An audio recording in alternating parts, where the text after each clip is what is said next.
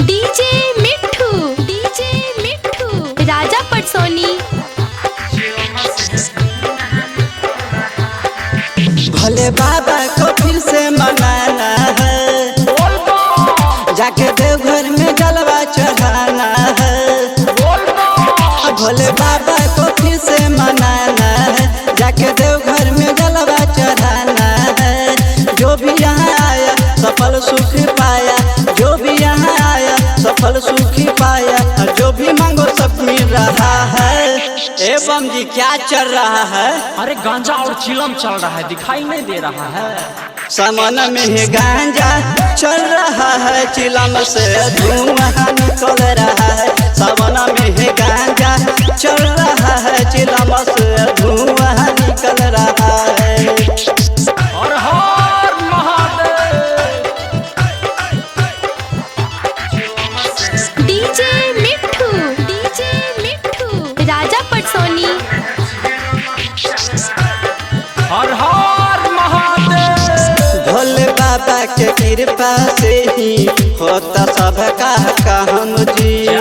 दुख दर्द सब होता भी लेता शिव का नाम जी।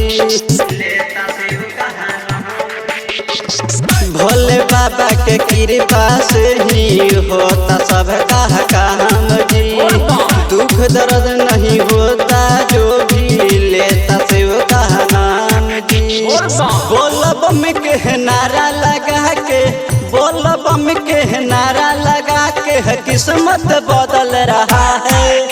बम था साइड होके पीछे धुआं निकल रहा है। चिलम से धुआं ना तो अगरबत्ती निकली। समाना में गांजा चल रहा है, चिलम से धुआं निकल रहा है। समाना में गांजा चल रहा है, चिलम से धुआं निकल रहा है।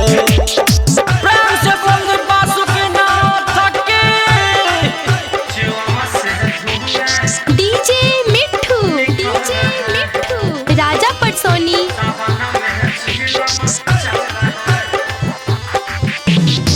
अब की बेरी जाएंगे हम भी, जीतिए हैं रानी जी।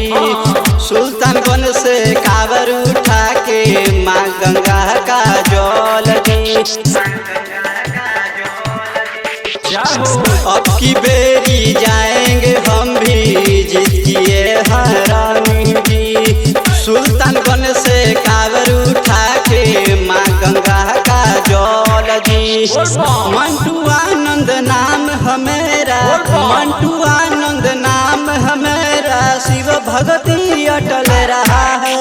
नहीं मानिएगा थोड़ा हमको भी दे दीजिए। लीजिए बाबा का बूटी है। समाना में गांजा चल रहा है, चिलम से धुआं निकल रहा है। समाना में गांजा चल रहा है, चिलम से धुआं निकल रहा है। बड़ा धुआं निकलता है चिलम से।